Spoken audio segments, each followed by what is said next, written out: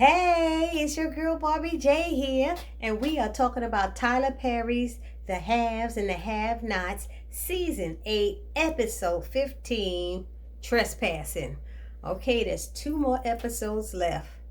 Y'all gotta tell me how y'all felt about this episode, because I'm just bored. I'm still borderline with 2 episodes left until this thing is over. So before we jump into that, shout out to everybody in my comment section and those who have subscribed to my channel. I thank y'all all for holding me down. And if you're one of those people who have not subscribed as yet, please take a moment and hit that little subscribe button right there. Click, click. There you go. Click, click. There you go. And then if you hit the notification bell next to it, it lets you know every time I upload a new video. Okay, so this episode. Well, I wish I could just like raise your hand and pick people to tell me what they thought of this episode, because I kind of don't know what to say. I got a lot written down, but it's just still, I feel like there ain't nothing really to say. Is there anything to say? I mean, okay, Rihanna opens the door, and I'm about sick of her already. Because how you gonna open the door and let Benny come in with that same funky suit on he had on all day, ain't changed. Talking about he was gonna wipe up last week, he ain't wipe up nothing. And you know you going over there trying to get some, and you don't wash yourself. Come on, Benny.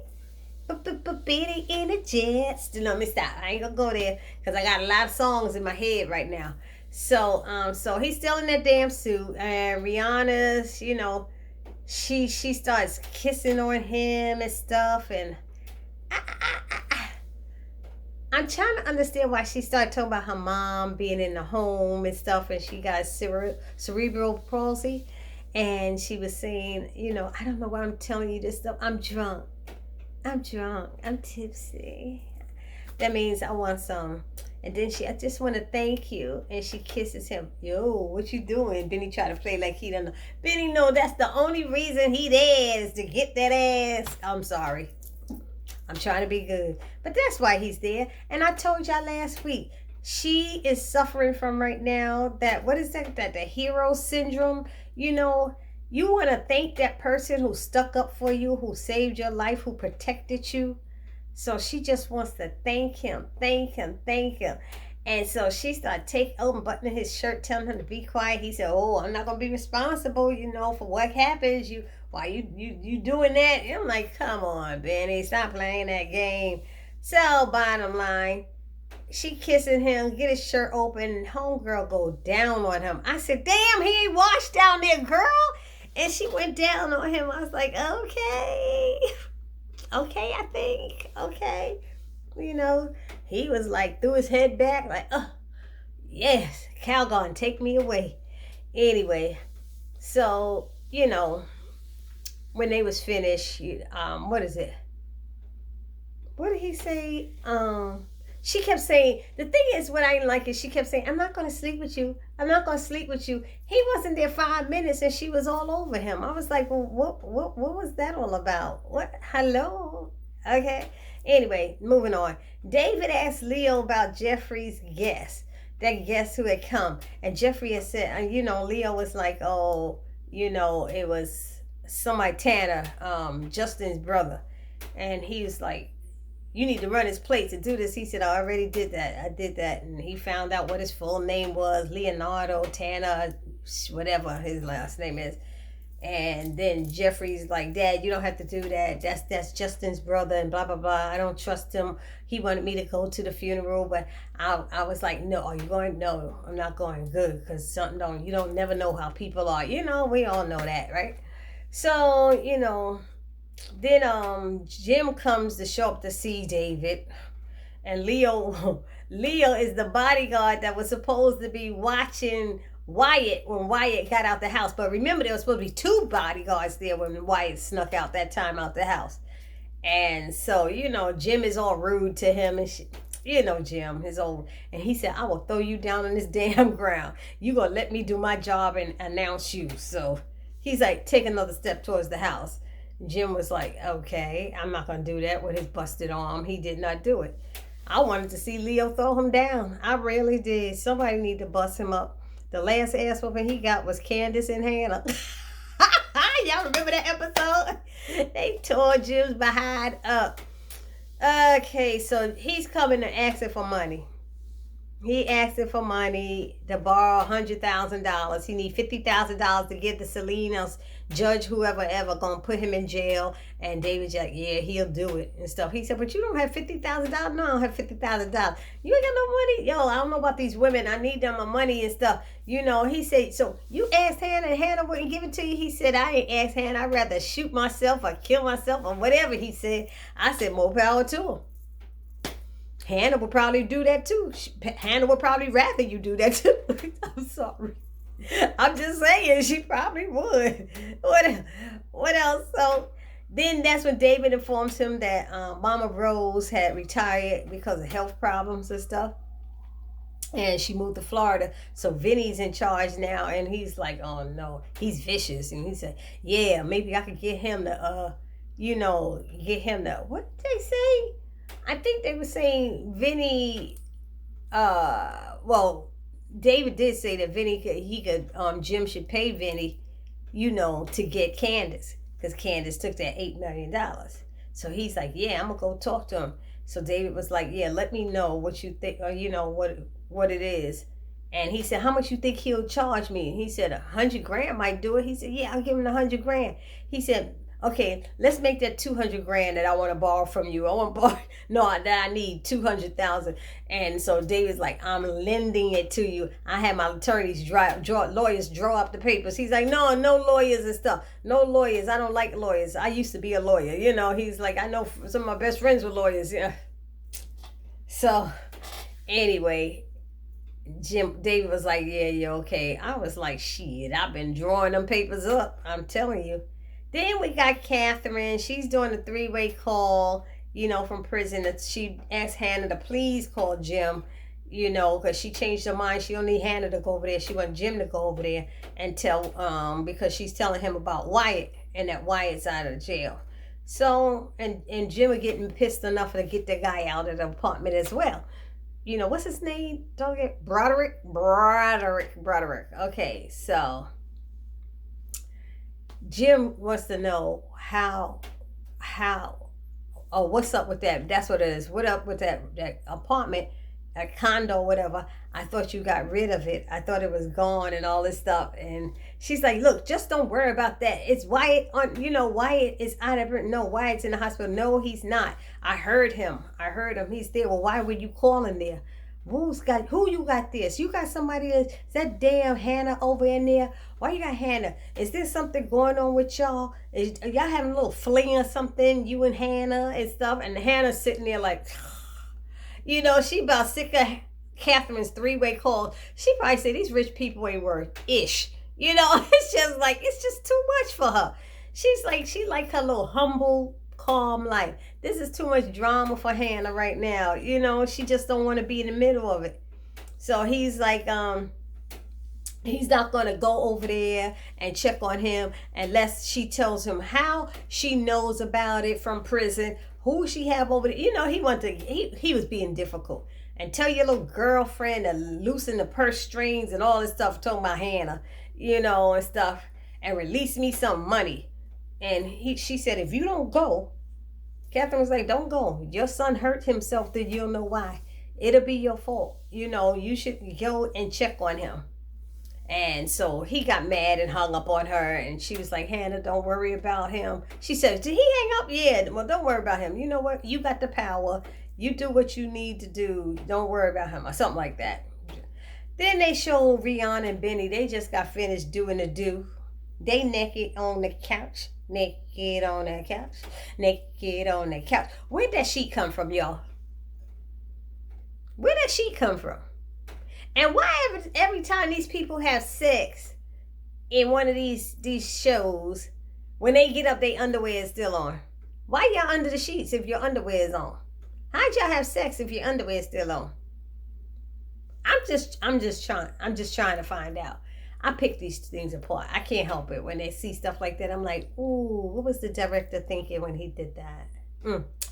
Anywho, so she's crying because she just really wanted to be held, but she was drinking and she felt like being touched more than that, and I said, oh God. And so he's trying to get her mind off of things, and he gonna ask her, y'all know what I'm gonna say. He gonna ask her, how was I? Really? Really, really? Really, really, really? Oh Lord. Hold on. I'm sorry, y'all. My alarm popped down in front of my screen. Anyway, he gonna ask her how she was. She said that was lame. How you gonna ask how you was? What Benny so arrogant thinking he all that in bed? Didn't Veronica tell him he wasn't all that? Good God Almighty. He just think he the end in all of sex. He doesn't think that ding-a-ling do it all. Don't he think it's magical or something? I don't know what he's thinking about himself. But he said he was trying to just get her mind off it. Right. Anyway, what else happened with Benny and Rihanna? They started, she changed the subject and told him his credit sucked that she checked. I bet you that little boy, if he had a heart on, that shit went whoop. He was like, why you gotta go there? Why you gotta say something about my credit? Why you gotta? I said, oh, the little baby feelings get hurt. The little Benny's feelings get hurt. Cause she said, you need to work on that. And you do. If you got busted credit, you gotta work on it. You can't get nothing or do nothing without that. Oh my God. I was unemployed driving a BMW because I had good credit. You can't, you gotta have good credit. It gets you things that you don't think you could get. And some of us with this color, we gotta work harder. I know. Anyway, it's some of us, not all of us. What else? So then they end up talking about they hungry. They talk about cooking and stuff like that. And she said, I can make you a sandwich. She said, what? You don't know how to cook? And she's like, what? You don't know how to cook? He said, I know how to cook. And then she's like, tell me about yourself and stuff. And she's like, are you a hoe? She asked him, was he a hoe? A whore? Whatever. And he's like, what? You say, how many women you sleep with? Oh, come on, I ain't gonna answer that. Come on, I ain't gonna answer that. How about you? How many? If you ain't gonna answer, how you gonna turn around and ask her? Why do y'all do that? How you gonna go and turn around and ask her? And she answered, dos. He was like, get out here, insulting her. See, some of us don't be sleeping around like that. Benny and a jet. So she said, yep, you and the knucklehead. That's it. So I was shocked that she, wanted to do that, but with him of all people, especially with bad credit. I ain't messing with nobody with no bad credit. And he's like, asked my ex-husband, he was like, all you care about your damn credit. You damn right. Brother was pulling me down. Anyway, so let's just move on from that sandwich. Okay, because she wanted to know, Rihanna wanted to know if he had disease, and he told me, I'm good. Wait, you been sticking that dick in everybody. We ain't never seen you take a test yet. Ain't none of us saw it. Did any of y'all see him take a test? Nah. Y'all saw him take a test, and you put it down in the comment section, because Benny ain't been checked. So Broderick tells his co-worker, he's in there arguing with his co-worker, I'm not leaving. She wants me to go. And he's like, dude, I told you. And he's like, no, I don't want to leave. I'm not going to leave. I found out that I could do something called squatters' right. He hit a nerve with me with that. That squatters' right thing here in New York, that's a nerve pincher for somebody with an apartment. People don't want to leave your house. And I found out I could sue them. If they kick me out, I could sue them and get more money. He's like, dude, you don't want to do that. You don't want to go there. You don't want to mess with those people. These are rich people. How you going to try to sue them? They could take you. They could get rid of you, Broderick. They could get rid of you. What were you thinking? I'm not leaving. So he said, they going to come knocking at the door and I'm going to be out of here. And all of a sudden you hear, knock, knock, knock. And he said, I'm going through the door. Don't answer. No, I'm answering. I'm going out that door. I ain't having nothing to do with this. And he opening his hand. A Hannah coming. He gonna like, what do you want? See, why y'all think y'all could talk to the black woman, the maid or whatever anyway? Come on now. If that was Katherine, you wouldn't have said that. You saw his ass punk up when it was Jim. I'm not leaving. I'm not going nowhere. She was like, what? You say what? And then Jim come in. What's going on? Hey, Mr. Cryer. Mr. Cryer. And all of a sudden it's Mr. Cryer. What's going on in here? He said, oh, he just told me he's not leaving. And he's like, where's Wyatt? And Katherine, not Katherine, Hannah was like, and I'm leaving. I'm out. And she left because she said Jim's makes her, just being around him make her skin curl. So I was like, I understand, honey. So Broderick was like, oh no, I was here cleaning. Remember Wyatt kept telling his ass to clean and he wouldn't clean? Yeah, I was here cleaning. Oh, you was here cleaning? Really? Where's Wyatt? I don't know where he is. He said, so if you was here cleaning, what's that luggage over there? He said, he said, get out of here. Because he was like, where's my son? I don't know. So he got his stuff. And he saw how he picked up that suitcase. It was like, you could tell nothing was in it. First of all, how many days was he there with that little tiny suitcase? He was there at least a couple of weeks, wasn't he? That little suitcase didn't carry nothing. He just picked it up and carried it out. He ain't argue with Jim. And Jim was like, damn it, Katherine. Anyway, so then Landon calls Candace and he's telling her, that they do know where she's at. Because she's like, why y'all keep calling me? And we know where you at. And we know where the money's at and all this stuff. And you got to listen to me. You need to hide that money and do this with it and do that. I'm like, why are you calling her talking about this nonsense? She said, dude, I already moved it into a business account. I already did that. I'm 2 steps ahead of you. No, you're not. You're not 2 steps ahead of me. And I forgot what he said to her. It got on her nerve. I think he hit a nerve with her. And she's like, you know what? She said, she threatened him and said, you know what? Maybe I'll call that guy who made you pee your pants. Remember that episode he peed his pants? He was so scared of that guy. He was like, oh, come on, Candace. You don't know that. She said, no, what? You want me to call him? I could call him. He was like, look, why don't you want to listen to me? I was like, he said, I want you to come to DC and do that interview. And she was like, I'm not doing the damn interview. I'm not doing it. I'm not going to see him. And he was like, come on, why you got to keep being like this? I'm trying to help you. He said, you such a stupid little chick. I said, oh, Landon, did you forget who Candace was? You call her stupid chick? She said, say that shit again. She said, say it again. You see, he didn't.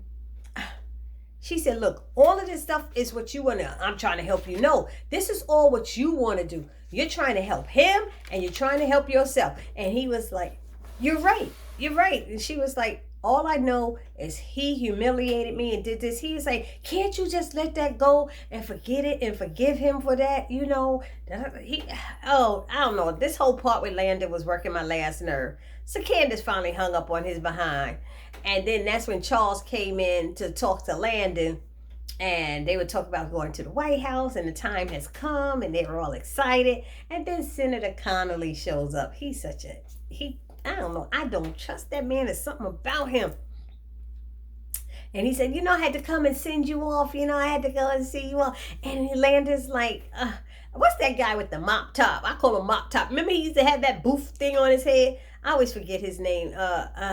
It comes and it goes. Landon and anyway, him. They were in the office talking and he asked for Senator Connolly down there again, still here. And he said he's been here a lot, and he's like, what did he say? He said there's something with him. He's got an angle or something. See, I thought Senator Connolly and that guy were working together at first. I thought, because both of them I don't trust. So he said it's not, and Landon was like, yeah, I know he got an angle, and when you find out what the angle is, you let me know, because he said, I already know the angle. We need to, well, what's the angle? He said, I'm not going to tell you. You just, when you find out how to handle that, you let me know. He said, and I tell you one thing, I'm this close to firing you. That's what Landon said. I'm this close to firing you. He said, the only reason I'm keeping you around is because you got potential. Potential.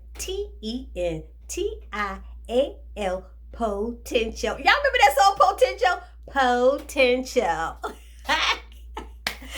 As soon as I heard him say that, I thought about that song from back in the days. What was that, the 80s? Potential. What else? What else happened? Senator Connolly, he's still pushing up his people, trying to get that guy, whatever, Dubois, or somebody in there. And, Charles puts him in check again. I thought we discussed this before. I thought I was clear. I said, what's up? Why we keep doing this? What is it? Why are you pushing so hard? Oh, no, I just want to make sure he gets a fair chance because I know you need good people. And he's just bullshitting. That's what he was doing. And so when he left, Landon came in and said, he checked on that Dubois or whoever person, and he said, have you ever been to Connolly's farm? And he said his farm has a pipeline that runs through protected land and across Connolly's farm. And he can make a whole lot of money. He could possibly make a whole lot of money because of that. So that's why he's doing that. And Charles was feeling hurt. Charles was like, do you know how it feels being used at every turn? At every end. He was like, I never thought this guy would do it. He's like a father to me. But you could tell something was up, But anyway, so Candace calls Landon's phone while he was talking to Charles.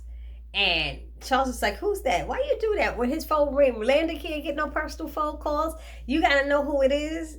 President-elect. Since when is that? Since when your staff can't have a personal life? I'm just asking. Am I wrong, y'all? Let me know in the comment section. Am I wrong? Can a sister get a phone call without the president want to know who it be on the other line? Anywho, what else is next? So Candace calls the phone.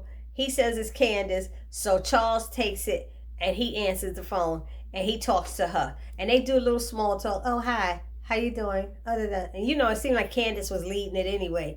And you could see the love in the phone. The love was going off through the line. I like them together. I really do like those two together. It'd be nice if they can make it work. And then, so the small talk in, and then he admits he misses her, and he knows she misses him too. And he apologizes for the trunk. She was like, look, he's like, you need to come. He asked her to come to D.C. She's like, I'm not going to be sneaking in and out of no daggone D.C., no White House. I'm not going to do that. No, you don't have to. Oh, I'm not going to have to. Look, he said, I'm the president. I'm going to be in charge. Of He said, I don't care about the people. She said, you cared before. He said, well, I don't care anymore. So he's down to be with her. And he said, well, he mentioned something about we got nothing but time and stuff. And that's when she said it. Yeah, about 7 months of time. I said, He said, huh? Then he was like, what? And she said, yes, I'm pregnant. And he's like, he was like speechless. Oh, you ain't got nothing to say? Yes, yours. She said, because you the only man I had unprotected sex with. I said, oh, I wonder when that was. That's right. So that's the only time so she said it's his, and he kind of looked like he was happy inside. It looked like he was happy, although he was speechless. I think he was happy, and I think if Landon wasn't there, he probably would have did some damn cartwheels, some shout outs and stuff. He would have been shouting it out. I think. I'm just saying. I don't know, but I think President-elect Charles is happy. So she's like, you ain't got nothing to say, and he said, well, we need to get together as soon as I get to D.C. Can I call you? And she was like, yeah, do that. So he said, tells Landon. Landon said, what was that, sir? What did she say? He said, she's pregnant. Landon's like, what? Doesn't Landon already know? Didn't that guy, what's the guy with the poof on? Didn't he already tell him that she went and got a pregnancy test and all that stuff? And he mentioned it another time in his script. He said something, and I said, why did Tyler Perry put that in? How would Landon know if Candace is pregnant or not? He at the doctor's office getting her blood test, So anyway, so that happened. He said she's pregnant. Don't say a word to nobody. But I think Landon already knew. He was just trying to act surprised. Then we got, who is it? Madison goes to see Jeffrey. And he tells him about his day. And then he tells him what went down with Wyatt, that he choked him out and all this stuff. Stole his scrubs and left him naked on the floor. He said, what? He said, then he took some powerful drugs that could kill him. And he's like, oh no, I got to tell my father. He run upstairs and call, Dad. Jeffrey goes up to tell his dad. And Madison, and Leo then comes back in because Leo came in and introduced Madison. Now he gonna come in and introduce that Wyatt has a friend there. Now seems to me he's like, not Wyatt, that Jeffrey has a friend. And he's like, why didn't he tell Jeffrey? Why did he tell Madison? I know Madison visits enough, but Madison shouldn't be getting the information. There should be a way to call upstairs, or whatever. I'm just saying. When you open that door and none of the people who somebody's coming to see is not there, y'all know what I mean. Anyhow, then he said, Jeff, when he announces that Wyatt is there to see Jeffrey, and Madison's like, what? He tells him, look, this guy just escaped from the hospital. He's a prisoner, and please detain him. Let him in and detain him. So you giving him instructions. Leo, why the hell you listening to Madison? I'm just asking. Madison ain't on you ain't hired to protect him. You ain't on his payroll. I'm just saying.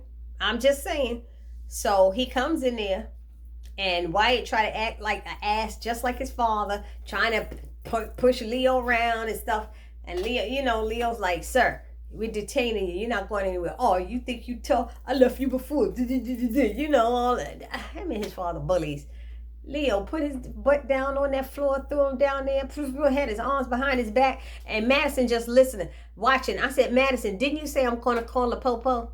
I'm calling the popo. You ain't picked up the phone in your hand while you watching everything. Call the popo. Never called him. As we see from next week's, scenes from the next week, he ain't call the popo. They called Jim Cry to come get him. That's what they did. So, what else happened? Leo comes, announced, bye.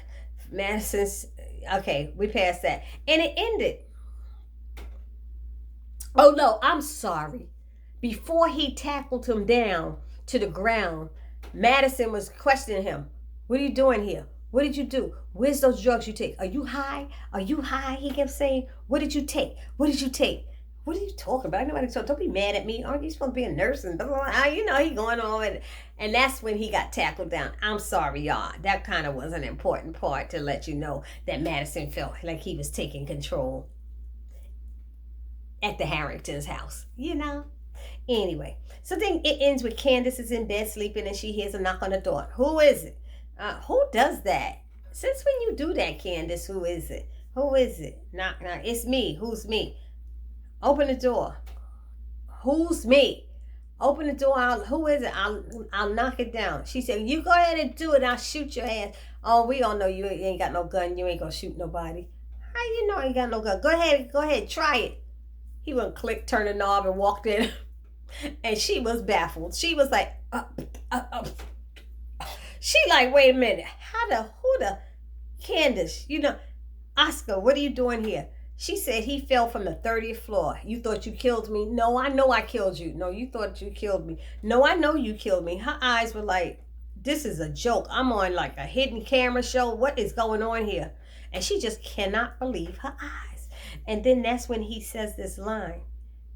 She kept saying, first she was saying, how are you here? And stuff. And then he said, nothing you ever do will work.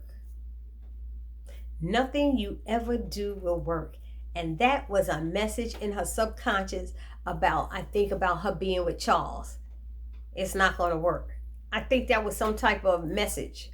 Now we got 2 episodes left, but that's where I'm going with that line. And then he said, yeah, you gotta worry, I'm not going to kill you. She's like, then why are you here? Because he's like, he said, we're all here. She was like, who's here? Where? She like, where? He was like, we're all here to destroy you. I said, oh my God. She dreaming about they gonna pay back. Payback is a bitch. Y'all heard that line before? They all here to pay her back. And she did some bad stuff to a lot of people. So that's her subconscious messing with her. She probably wants to go to that White House, but she think all that stuff gonna come out. Everything gonna come out and ruin what she has with Charles at the White House. So that's what I think about this episode. I gave you my bestest recap. The episode was maybe a 6. I don't know. Y'all tell me what y'all thought down in the comment section. This your girl Bobby J saying peace.